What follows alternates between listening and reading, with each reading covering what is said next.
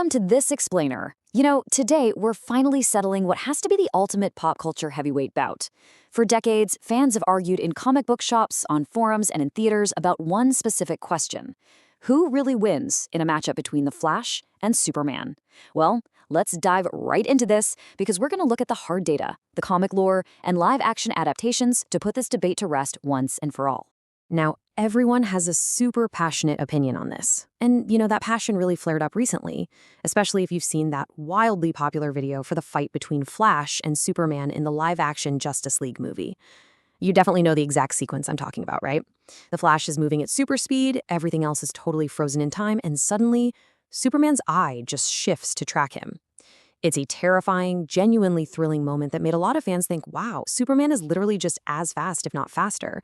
But when we hold that up against the actual comic lore, the source material provides a much more definitive and honestly pretty brutal answer than that movie scene suggests. To really grasp the reality of this matchup, we're kicking things off with this absolute legendary mic drop line from Flash Rebirth issue 3. So in this storyline, Barry Allen is trying to sacrifice himself to the Speed Force, and Superman is chasing after him, basically telling Barry that he can catch him because, he's won some of their races in the past. Barry just looks back and flat out says, "Those were for charity, Clark," before instantly dusting the Man of Steel. That single quote, it perfectly sets the tone for the reality check we're about to deliver to Man of Steel fans today. Section 1. The Tale of the Tape, the source of their powers. Let's get into it. So in one corner, we have Superman. His stats are fueled purely by biology. Specifically, his Kryptonian cellular structure acting kind of like a massive, living solar battery that absorbs yellow sun energy. It is an incredible biological engine, no doubt. But over in the other corner, the Flash operates as a direct conduit to a literal cosmic energy field known as the Speed Force. Think of it this way. Superman is essentially a muscle car with a massive engine, but the Flash, he's plugged directly into the very fabric of the universe. And this beautifully illustrates the core difference here. While Superman is bound by massive physical strength and environmental limits, meaning he still has to rely on physics, mass, and solar energy, the Speed Force literally allows the Flash to defy reality. It automatically takes care of all those pesky scientific implications of moving faster than light. It is, for all intents and purposes, a cheat code for the universe, which heavily skews this matchup before the starting pistol even fires. But hey, before we get into an all-out brawl, let's look at the actual scoreboard. 15. That is the staggering number of officially recorded times these two have raced across comics, TV, and video adaptations.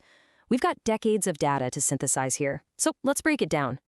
Look at how this timeline evolves. Back in 1967, their first charity runs ended in convenient ties, which, let's be real, were usually arranged by writers so fans of neither hero would get upset. But just look at the modern continuity timeline. By 1970, Flash gets his first definitive win. In 1990, Wally West takes the gold. We even see this play out on screen. In a 2004 episode of the Smallville TV show, Bart Allen leaves a young Clark Kent literally coughing in his dust on a Kansas dirt road. And in the Superman animated series episode Speed Demons, Flash comes out on top yet again. As time marches on, the speedsters eventually begin to absolutely dominate. So, when we synthesize the massive history of their foot races into hard data, it is incredibly one-sided in favor of the Scarlet Speedster.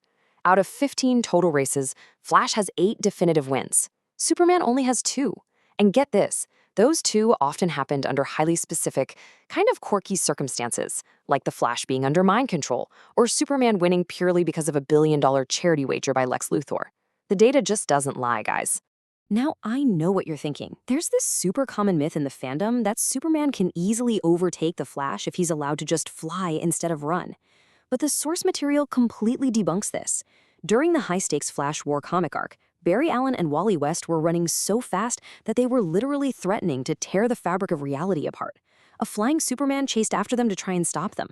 The result? Superman was left panting, sweating, and totally out of breath, completely unable to get close enough for them to even hear him. Flight simply does not level the playing field here. Okay, moving on to Section 2, when superheroes actually fight. Let's see what happens when the gloves come off. The Flash actually boasts a terrifying list of combat advantages that render Superman's brute strength, well, completely useless. Flash can vibrate his molecules to phase right through physical attacks, meaning a punch from Superman hits absolutely nothing but air. He can literally steal the kinetic energy right out of his opponent, freezing them in place like a statue.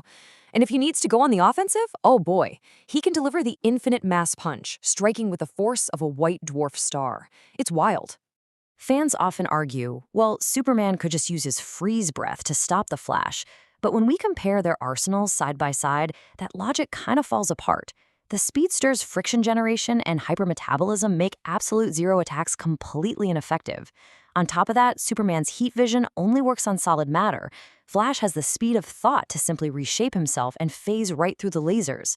Superman's physical arsenal is formidable, absolutely, but Flash's molecular control and limitless momentum completely neutralize it. And this exact scenario is brilliantly illustrated in The Flash issue 19. In this story, a mind-controlled Wally West is forced to battle Superman in outer space.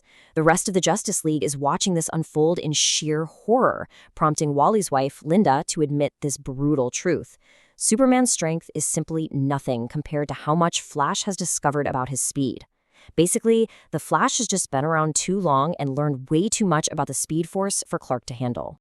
Despite Superman being the Justice League's ultimate powerhouse, during that exact fight in space, an environment that is completely unsuited for the Flash, by the way, the League objectively confirms that in a direct, serious confrontation, the Man of Steel simply isn't fast enough to physically hit him. Wally completely avoids being touched. Superman literally tires himself out just swinging at empty space. Which brings us to Section 3, the definitive winner declared. When weighing the balance of power, Superman's incredible durability and strength are undeniably legendary. I mean, the guy has moved planets and survived black holes.